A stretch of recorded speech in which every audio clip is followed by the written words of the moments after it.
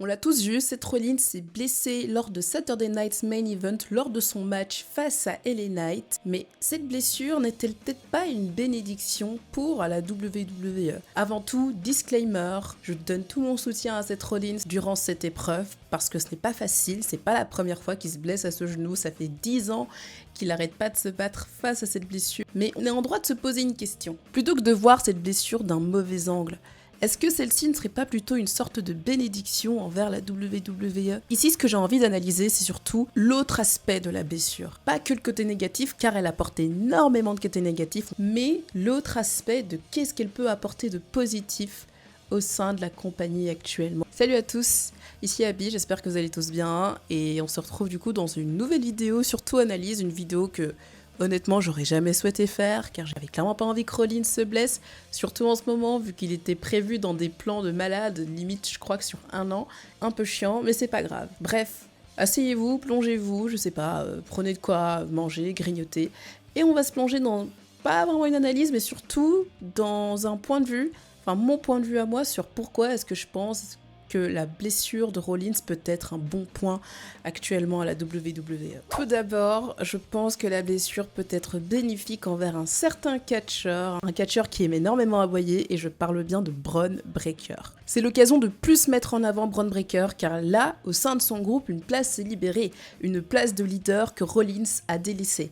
Même si Rollins avait une sorte de charisme de leader qu'il avait en lui, cette fois-ci, c'est à Breakker de venir prendre cette place, et on l'a bien vu lors du Raw avant Saturday Night's Main Event que Breakker commençait déjà à prendre un peu les rênes, se mettre un peu plus en avant, on va dire, dans le groupe et ne pas que laisser Rollins vendre le groupe, si je peux dire ça en quelque sorte. Bref, Breakker maintenant a cette position légitime d'homme fort dans le groupe, car désolé, ce ne sera pas Bronson Reed, voilà, on va pas se mentir, de toute façon, j'ai jamais vraiment kiffé Bronson Reed. Et donc, Bron Breakker est donc tout naturellement le nouveau leader du clan dont on n'a d'ailleurs toujours pas le nom. Hein. C'est une dinguerie de toujours pas avoir de nom de clan, alors que ce clan est créé depuis WrestleMania, les gars. Enfin, même le Secret Service a un nom de clan, quoi. Non, mais allez.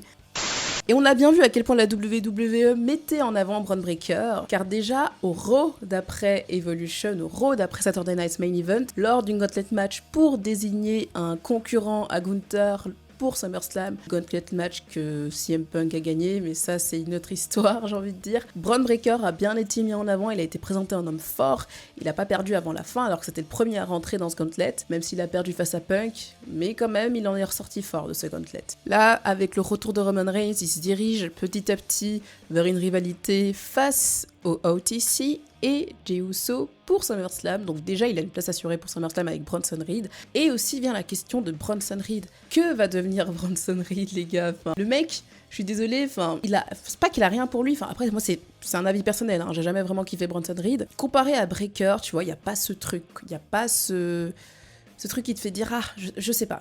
Pour moi, Bronson Reed, la blessure de Rollins ne lui profite pas autant que Breakker, je dirais. Mais ça, on verra bien comment ça se passera durant le fil de l'année.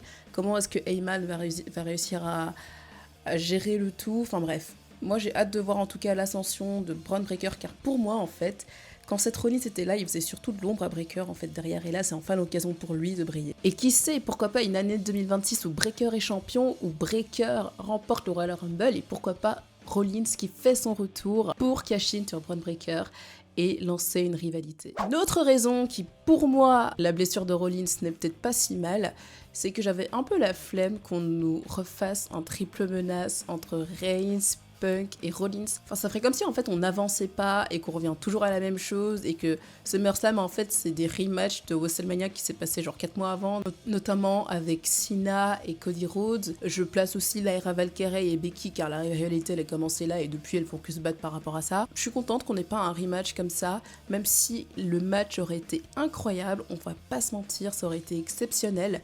J'aime bien avoir un peu plus de fraîcheur, et pour moi en fait la rivalité entre Breakker, Bronson Reed et Roman Reigns et Jey Uso, il y a un peu plus à raconter, c'est bien, parce que Roman et Jey ils ont plus une histoire entre eux avec la Bloodline, il y aura encore Paul Heyman dedans, donc pour moi en fait il y a encore plus à raconter avec cette histoire là que l'histoire avec Rollins, Heyman et Roman. Même si de ce que j'avais compris, Punk n'aurait peut-être pas été dans ce match car il était déjà prévu face à Gunther lors de SummerSlam. Enfin, les plans en tout cas n'ont pas changé à la suite de la blessure de Rollins concernant le match de championnat pour Gunther. Donc en soi, même si oui, un Roman versus Seth Rollins aurait été incroyable, sachant que Roman n'a jamais battu Seth Rollins de toute sa carrière. Mais bon, on peut la préserver pour plus tard, cette histoire, je dirais. Enfin, je dis pas non, même si je suis la première à avoir le seum, hein, je vais pas vous mentir, mais c'est pas grave, il y a encore d'autres trucs à raconter. Et encore une autre raison aussi, c'est que son retour sera bien plus impactant. Là, la WWE ne nous a pas donné une date de retour de Seth Rollins, nous a pas indiqué combien de temps est-ce qu'il sera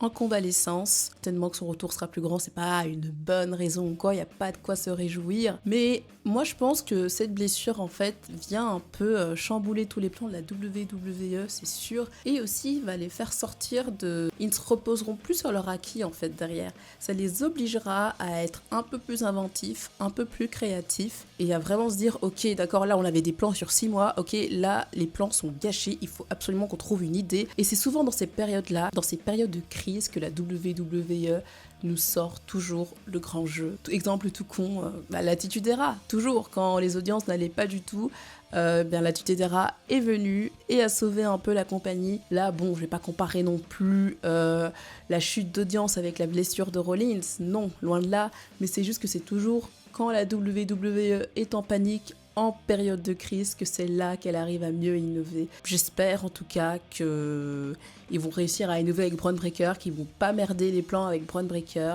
et aussi nous donner une très bonne année, enfin une très bonne moitié de 2025. Première moitié de 2025, on va dire que c'était un peu des montagnes russes et WrestleMania n'était vraiment pas bien acclamé, on va dire. Bref, dites-moi vous votre avis sur la blessure de Rollins. Clair que c'est pas la joie, on va pas se mentir, c'est pas ce qui nous arrange le mieux à tous, mais il y a peut-être des choses à faire. Tout peut encore être sauvé, en tout cas, côté WWE. Bref, on se dit à toutes, n'hésitez pas à vous abonner, à liker, à commenter, toujours dans le respect, c'est une de mes conditions sur ma chaîne.